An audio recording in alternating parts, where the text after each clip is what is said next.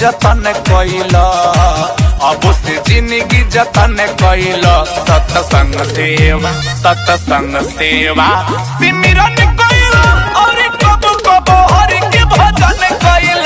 सत्संग सेवा सिमरन कइल और कब कब हरि के भजन कइल।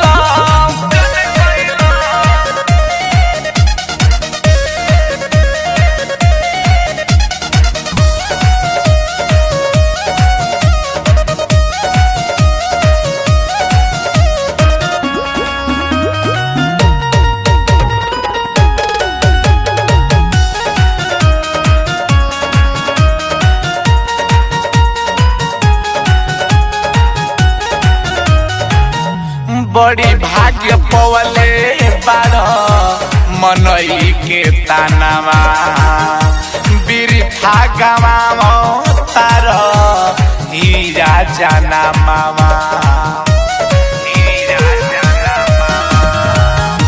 बड़ी भाग्य पवले बार मनई के तानावा, बिरथा गवा तार हीरा जाना मामा। नीचा ऊंचा और जाति पाति के गुमान में जिंदगी बितावता रो झूठे अभिमान में। सुंदर मौका ना खत्म कइल।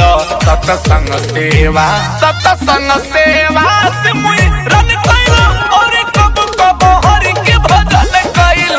सत्संग सेवा सुमिरन कइल और कब कब हरि के भजन कइल।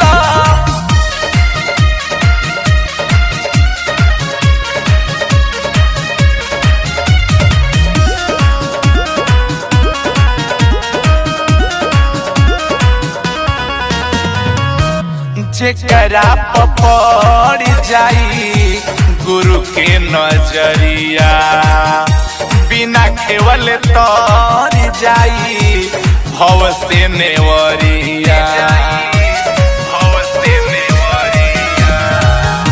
जेकरा पर पड़ जाई गुरु के नजरिया, बिना खेवल तर जाई भव से नेवरिया।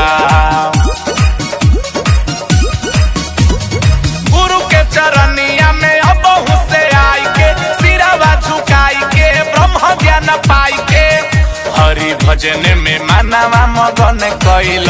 सत्संग सेवा